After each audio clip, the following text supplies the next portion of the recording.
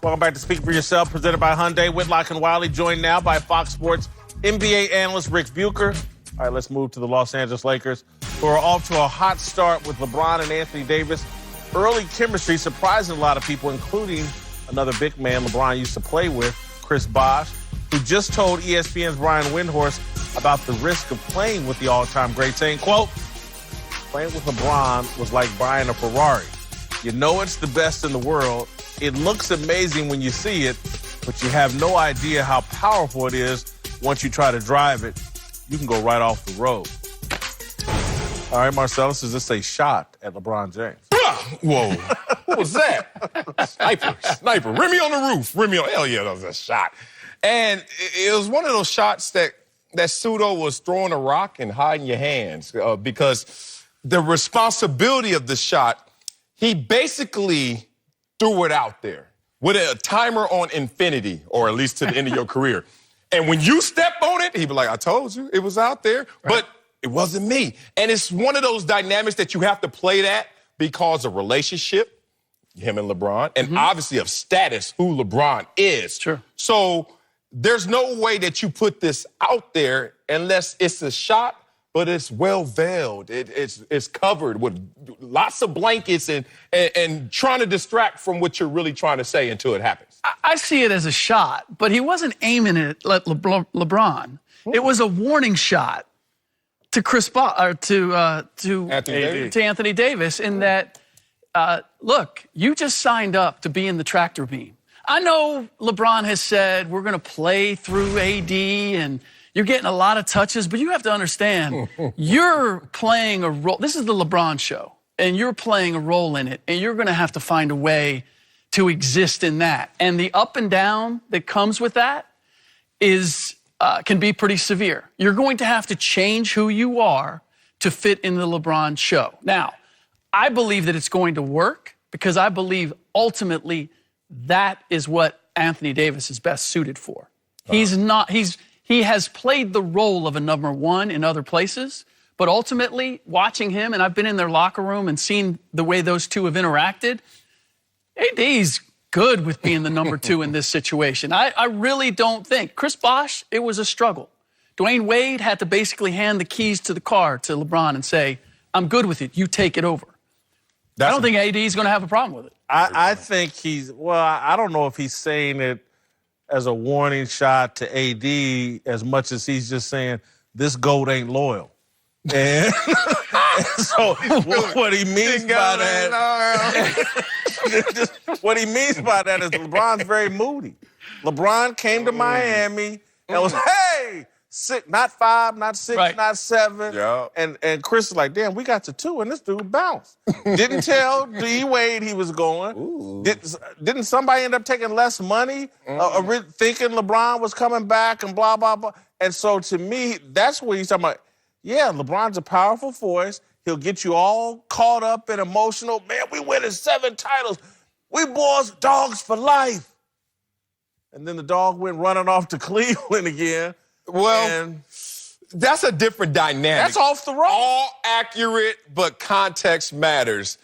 Their situation was really trying to merge 3 number ones in their situations on one team. And that is the consequence of trying to do that.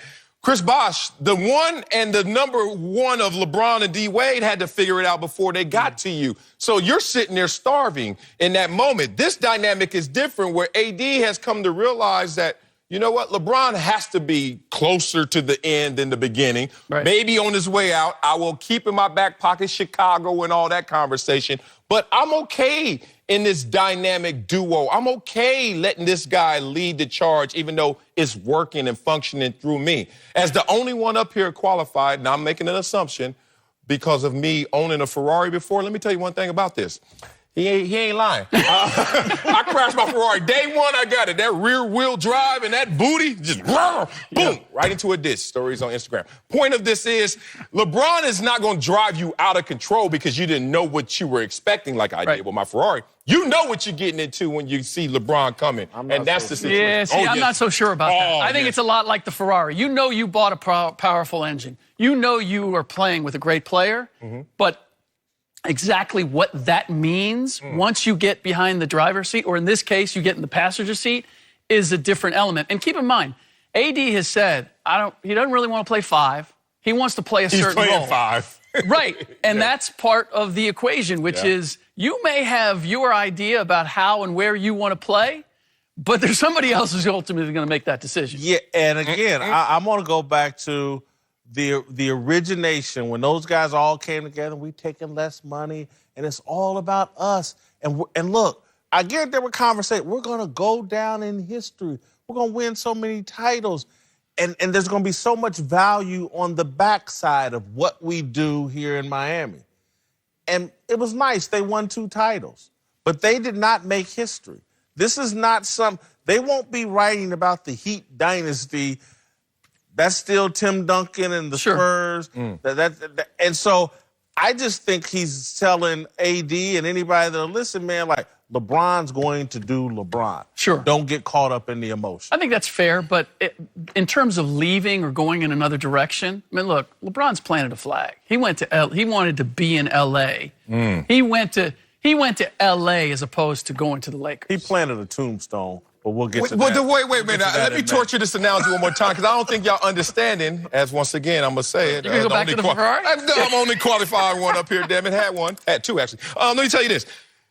It's not the Ferrari.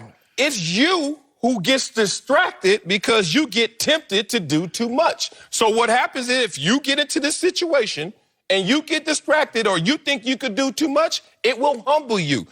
In my situation, it was a pretty woman, and you know what? I had to get where I had to go, and I wasn't listening at the speed limit. With LeBron, if you play the role, if you understand what this is, because I think LeBron is great in the communication with his teammates, not so much outside those borders. If you stay in that lane, we'll be fine. You try to manage those expectations, we're great. Don't speed. You do too much, you will Bosh and Wade got out of their lanes. They tried to do too much. They acquiesced, and the dude left. You ready for this? Dwayne Wade got out of his lane. You know why? Dwayne Wade was descending when he was with LeBron. True or false? Yeah, no. All right, so he recognized the only way I can win is if I allow this guy to drive. Both of y'all been married. Yeah. And they felt like this till death do us part. Man, I ain't dying on that court. Good health and bad health. I ain't dying on that court. Hell no, I'm out. Hey, right where you are. No. In 15 minutes, we'll have the most fearless discussion in sports. Don't feel sorry for Colin Kaepernick. He pays no bills. But first, sounds like Josh Gordon is the Rockets of late, making the right decisions and stuff like that. But trust me, he got this game marked on his calendar. It was his birthday yesterday, and he's going to come out in full attack mode. He's going to come out, I don't know if he's going to shoot 30 shots, but you're going to see aggressive Russell Westbrook tonight against Patrick Beverley. It's going to be so good.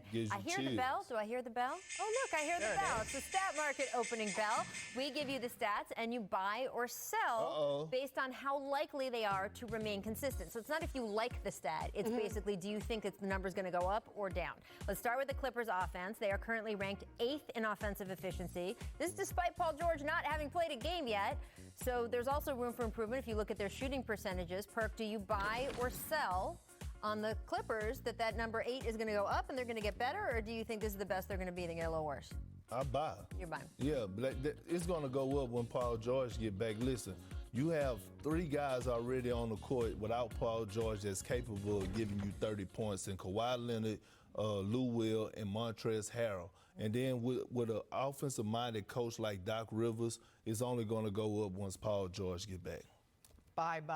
Because think about the game. No, really, think about the game with the Raptors, what they did to Kawhi. You can't do that if Paul George is on the floor. You absolutely cannot do it. Kawhi's offensive numbers haven't been quite as strong as we expected. He's played great when he's been out on the court, but I do think that putting that other star next to him, especially in situations like that, you heard the Raptors going into that game, that they basically said, look, we play with this guy. We know how lethal he can be. It's okay if they beat us, but it's not going to be by him. Right. Well, you can't say that going into a game where Paul George is on the other side of the floor. Right. So I would buy. I want to move on to the Rockets, who have the fastest pace in the NBA after ranking 27th last year. Gee, I wonder who made the difference in that. You will notice their pace is much faster when, oh, look at that, Russell Westbrook is on the court. So, Jackie, do you buy or sell the Rockets keeping this fast pace up now? I'm selling. I am. I'm selling. So a pace of 113 with Westbrook on, 104 with him off. I don't think James Harden, this is good for James Harden. I don't think he can keep up with this pace. I don't think it favors him. Therefore, he's the most important Houston Rocket player. I think they got it. I'm sorry, I sell. You're looking at me funny, but I am. I'm selling. I'm going shopping. I'm buying.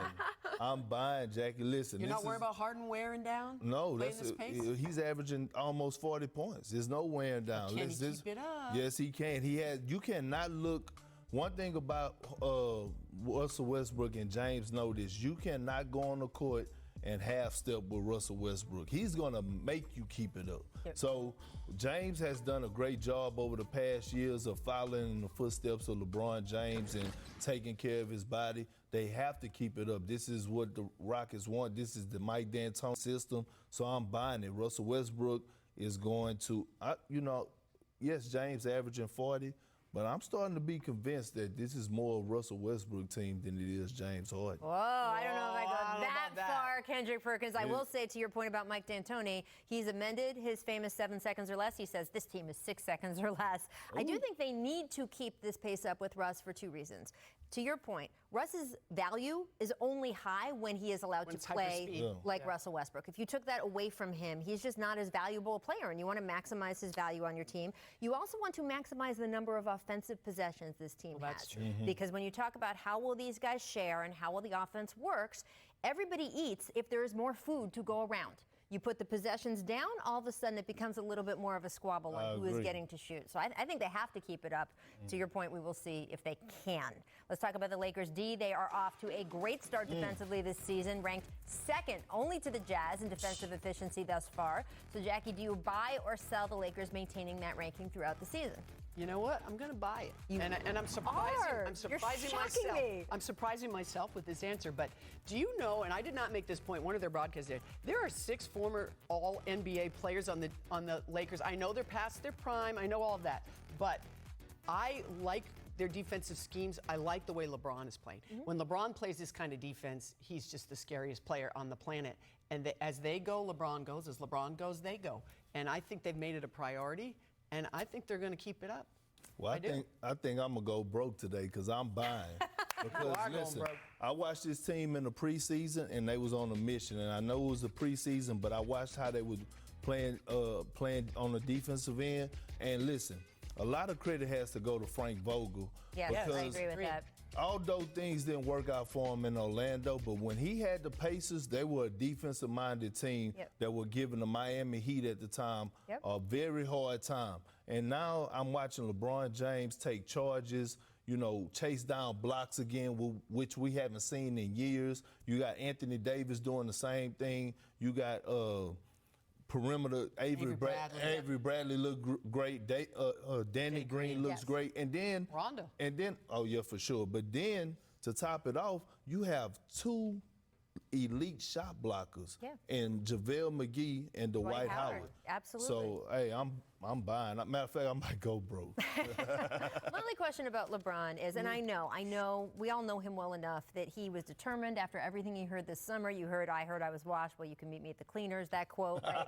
All of that stuff. I get the eagerness to not just prove people wrong, but also set an example and be a leader and show that, hey, I'm actually caring about defense. Everyone should, and that's important in this part of the Lakers' schedule.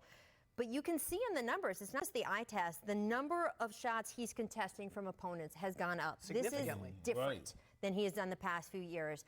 And the only thing I'm curious to see is if we get a different result this spring, if he has less gas available. The reason he did not play as much defensively the last 5 years isn't because he just stopped caring about basketball. It's because he was strategizing, I need to be 1,000% in May and June. And I don't know if he's putting his foot on the gas now is going to affect May and June. It might not. He's let on It's true. That is the closing bell. The stat market is closed for the day. Kendrick, you can't spend any more money, but we'll be back with another edition soon. Coming up, that Trae Young conversation I promised you. Is it fair to compare him to Steph Curry in year 2? Kendrick Perkins says yes, and he will tell you why. I got a car you can buy from me. Hey, look, it's what The Jump recommends for today. ESPN Chalk has a piece on reflecting on Adam Silver's op-ed in the New York Times about changing the league's public stance on gambling. Silver published that 5 years ago on this date. So it's interesting, right, to read this article today, kind of seeing how things have changed in the year since.